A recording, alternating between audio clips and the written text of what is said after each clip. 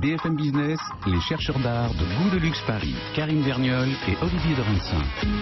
Et oui, dans Goût de Luxe Paris, nous n'oublions pas nos rendez-vous avec l'art et ce traditionnel rendez-vous du vendredi entre 14 et 15h avec Olivier de Rinsin. Bonjour Olivier. Bonjour. Grâce à vous, on est au courant de toute l'actualité des ventes et des galeries grâce à vous et à vos invités au programme. Aujourd'hui, notamment des ventes en ligne avec Kyobai pour la Saint-Valentin et Apolium pour des instruments de musique. Également un point sur le nouveau salon Paris Beaux-Arts et la Saint-Valentin. On en reparlera également dans la deuxième demi-heure. Allez, on commence tout de suite avec l'événement de la semaine. Goût de Luxe Paris, chercheurs d'art, l'événement de la semaine. D'abord, on devrait dire les événements de la semaine. Olivier, une fois n'est pas coutume, ça se passe sur le web, parce que ça bouge beaucoup du côté des ventes aux enchères sur le web. Et il vaut mieux penser à y être que de laisser la place à certains qui y sont déjà. Bien entendu. C'est très amusant parce qu'on voit bien les maisons de vente sont en train de... Soit elles continuent à vendre en salle et elles sont obligées de s'adosser au web, soit elles font comme Marceline Camard et Kyobai, ils y vont directement. Vous étiez une maison de vente traditionnelle, avec Jean-Marcel Camard et vous-même. Vous étiez à côté de Drouot, vous aviez vos clients à Drouot, etc. Et puis, la révolution, c'est Kyobai. C'est quoi Kyobai exactement? Kyobai, c'est une plateforme qui s'occupe de mettre en vente, de mettre en ligne les ventes des maisons de vente. Pas que Camard, toutes les maisons de vente. Parce qu'en tant que, on va parler de Camard un tout petit peu, en tant que Camard, on s'était aperçu que on changeait de mentalité, on changeait de façon d'acheter. Les ventes traditionnelles n'intéressaient pas les nouvelles générations. Donc depuis quelques années, on a commencé à faire des ventes en ligne. Et puis, on a décidé de passer le cap. Il y a 6 mois à peu près, on a ouvert cette plateforme qui est là pour mettre les ventes en ligne, s'occuper de tout pour les maisons de vente. Vous n'êtes pas seulement un hébergeur. Alors, non, on fait tout.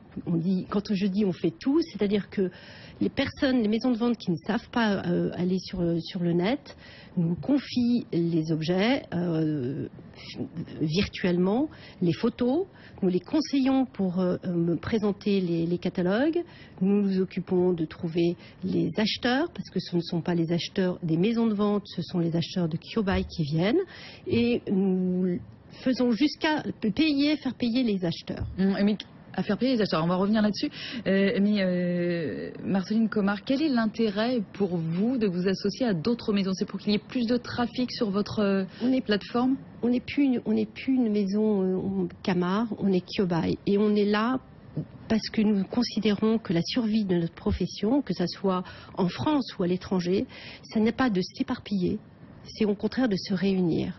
Et se réunir sur le net parce qu'il y a toute une population qui n'est jamais venue dans une vente aux enchères, qui n'ira jamais dans une salle, mais qui par contre connaît parfaitement le e-commerce et qui découvre à travers Kyobai l'art, que ce soit l'art en ce moment nous avons des ventes sur de l'argenterie. Il y a la Saint-Valentin, donc il y a la Saint-Valentin, il y a tous les cadeaux qu'on peut imaginer, et qui découvre qu'on peut acheter, on peut s'amuser, parce que c'est un jeu, les enchères, et à ma foi, avoir un petit peu d'adrénaline. Et en plus, on peut le faire tout en travaillant.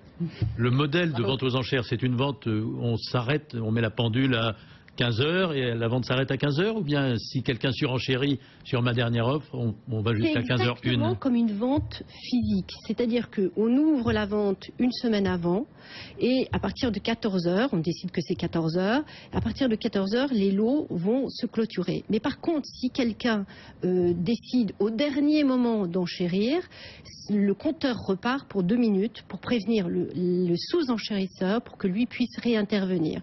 Ce n'est pas un achat, c'est une maison de vente, comme une maison de vente physique. Pardon, il faut bien regarder le mode d'emploi justement, parce que les premières fois vous le dites, il y a des gens qui vont peut-être être attirés, qui ont envie de venir voir, mais il faut vraiment bien lire toutes ces spécificités, parce que si on n'a pas bien compris le système, parfois on croit avoir acquis, et justement... Bien indiqué. Alors sur la plateforme, comme nous nous adressons à des gens qui sont des primo-accédants à l'art, on va dire, on a mis des vidéos qui expliquent. On les a en français, on les a en anglais, on les a en allemand, on les a en espagnol, et qui expliquent comment faire. Après, c'est très facile. On vous dit, vous êtes le meilleur enchérisseur, vous n'êtes pas le meilleur enchérisseur.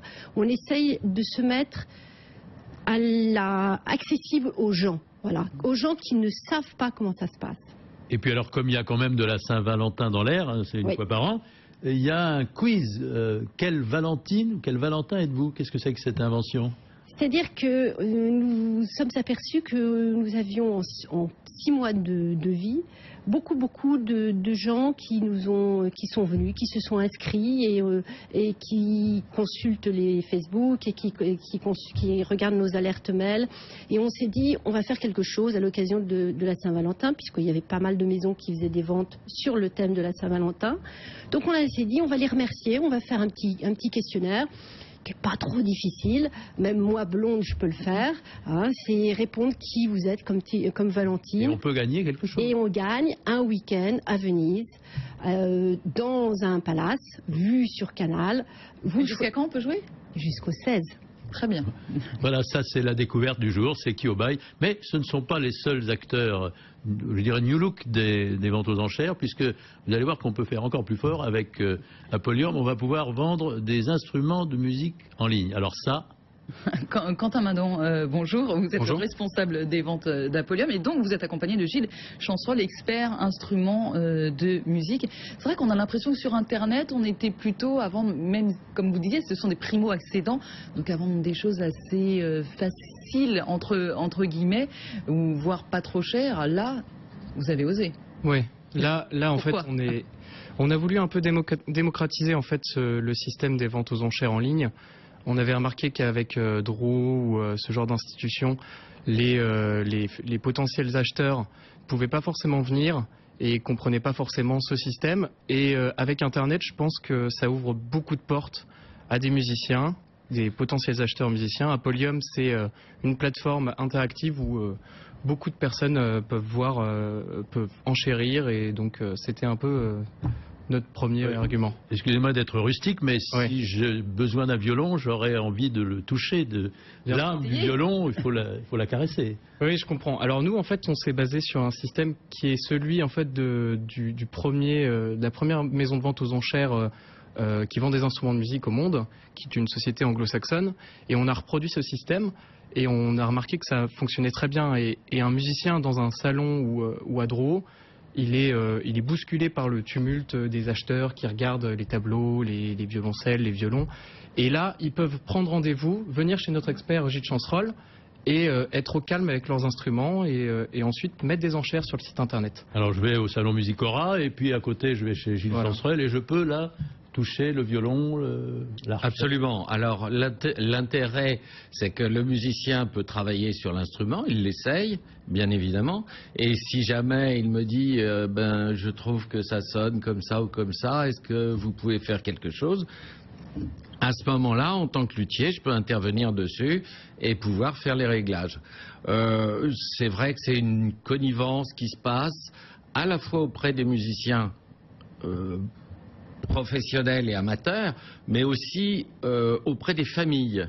Les familles qui allaient sur des sites de vente aux enchères sur Internet et qui achetaient mais vraiment n'importe quoi sur des instruments qui venaient de Chine, qui étaient mal montés, mal faits, etc. Et qui après venaient à mon atelier en disant est-ce que vous pouvez me le monter et tout. Je disais mais non, il ne faut pas acheter ça sur C'est des sites non spécialisés, c'est ça? Voilà, c'était trop spécialisé. Et quand à Madon on a parlé des ventes aux enchères en ligne, j'ai dit mais en fait c'est une très bonne idée, mais il faut le faire d'une façon tout à fait différente, c'est-à-dire qu'ils viennent voir le spécialiste et qu'on se retrouve l'enfant et le professionnel face à moi, voilà. On pourra trouver un petit Stradivarius authentique aussi bien qu'un petit violon d'études sans sous. On aimerait bien avoir un Stradivarius authentique. Il y en a beaucoup, il y en a de plus en plus, on en fabrique tous les jours. Voilà, mais en tout cas, on aura par exemple, lors de notre vente, on fait un clin d'œil à la grande lutherie française du 19e siècle et on a quelques pièces qui sont vraiment très belles. Quelques très beaux violons et des très beaux archets, parce que l'archet c'est presque aussi important que le violon. Absolument. Alors il faut savoir que c'est vrai que le violon ça vient d'Italie. La naissance du violon, on va dire que c'est italien, mais la naissance de l'archet c'est français et parisien. Hein, c'est François-Xavier Tourte qui a remis à la page l'arc, puisqu'auparavant c'était un arc, et maintenant c'est convexe pour la demande des musiciens qui avaient de plus en plus de choses à faire. Mais il n'y a pas que des violons là dans votre vente. On a violon, alto, violoncelle, clarinette. On a la succession Sidney Bechet avec ses saxos. On a des clarinettes aussi de Sidney Bechet. C'est vraiment c'est plein de mystères, plein de Et la vente est en cours. On peut acheter jusqu'au 20 février, donc dans la vente Apolium. Et on mettra un coup de marteau virtuel en fait le 20 février. On adjugera un lot toutes les minutes. Donc là, on se prépare et le 20 minutes, le 20 février, on s'installe derrière son écran pour être fin prêt. Merci beaucoup à vous, Quentin Madon, responsable des ventes Apolium, Gilles Sanstrel, expert instrument de musique, et merci à vous, Marceline Camard pour Kyobai Auction. Merci beaucoup à tous les trois. Allez, l'objet de la semaine. Goût de luxe Paris, chercheur d'art, l'objet de la semaine. Alors Olivier de Ringsan, vous êtes allé chez Bertrand Lavergne, Bertrand Lavergne, le grand spécialiste des flacons et des tabatières chinoises. Bon, c'est très simple, vous lui demandez de vous montrer ce que c'est vraiment qu'une vraie tabatière chinoise. Ça a été très très à la mode, c'est toujours très collectionné. Donc le mode d'emploi, il suffit de s'adresser à Bertrand de Lavergne. On mettait du tabac dans ces petits flacons qui étaient fermés hermétiquement par, on voit un petit bouchon, il y a un liège roulé à l'intérieur, une petite pelle qui permettait de sortir ce tabac et de le priser. La mode de la prise s'est faite déjà au XVIIe, on prisait beaucoup en Europe. Le tabac est rentré en Chine, je dirais dans le courant du XVIIe, et l'empereur Kangxi va fonder une fabrique de verre dans l'enceinte même de la cité interdite, et on va commencer à y faire quelques flacons tabatières. Fabrication européenne qui était en boîte, vu l'humidité qu'il y a en Chine, on préférait les faire reprendre ça dans des petits flacons influencés par les flacons à médecine qu'on a eu au XVIIe siècle, donc des petits flacons qu'on pourrait presque apparenter en Europe à des flacons à parfum. Ce flacon, qui est un petit flacon donc en porcelaine, il porte la marque de l'empereur Tao Kwang, qui a régné entre 1821 et 1850, et ce décor est essentiellement attaché à cette période, un criquet. Et voilà les tabatières chinoises de Bertrand de Lavergne. Olivier de Ringsan qui quitte le Louvre des Antiquaires parce que ça va fermer. Alors le Louvre des Antiquaires, c'est même plus la peau de chagrin. Je crois que la fermeture, l'enterrement définitif, lent et progressif est en train de se conclure. Et puis il a trouvé à se reloger. Il sera très très bien installé rue des Saints-Pères, au 17 de la rue des Saints-Pères pour découvrir plus amplement ces tabatières chinoises de Bertrand de Lavergne. Allez, la vente de la semaine. Goût de luxe Paris, chercheur d'art, la vente de la semaine. Vous êtes un grand romantique décidément, Olivier. Vous avez absolument pensé à la Saint-Valentin. Ça aura lieu ce week-end à Chantilly-Oise-en-Cher, présente du mobilier de Pierre Jeanneret provenant de Chandigargue. Chandigargue.